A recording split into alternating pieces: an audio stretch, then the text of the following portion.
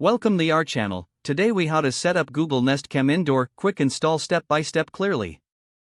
Begin by unboxing your Google Nest Cam Indoor.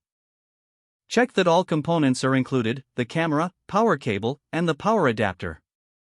Choose a location for your camera where it has a clear view of the desired area.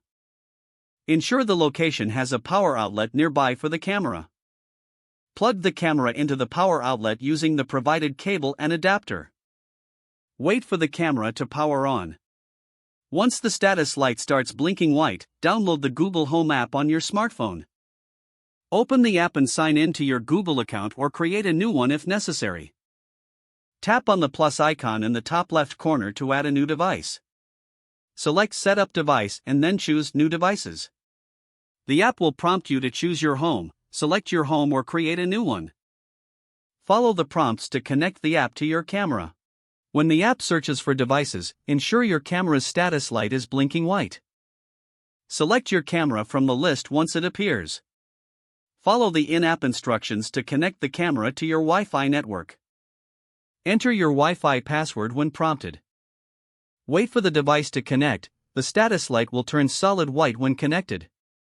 Once the camera is connected, you can customize settings like notifications and privacy options. Decide if you want to enable features like motion alerts and familiar face detection. Finish the setup by following any additional app prompts for final adjustments. Test the camera by viewing the live feed in the Google Home app. Adjust the camera angle if needed for the best viewing experience. Your Google Nest Cam Indoor is now set up and ready to use. If the page does not load, refresh the browser or try again in a private or incognito window. Make sure you are using the correct email address, then retype it carefully to avoid small typos. If your password is not accepted, use the reset option and create a new strong password you can remember. Check your spam folder for verification or security emails, then complete any requested confirmation steps. Enable two-factor authentication if available to improve account security and reduce unauthorized access risk.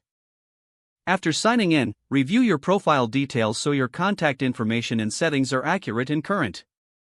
Don't forget to like this video and subscribe to our channel for more step-by-step tech guides.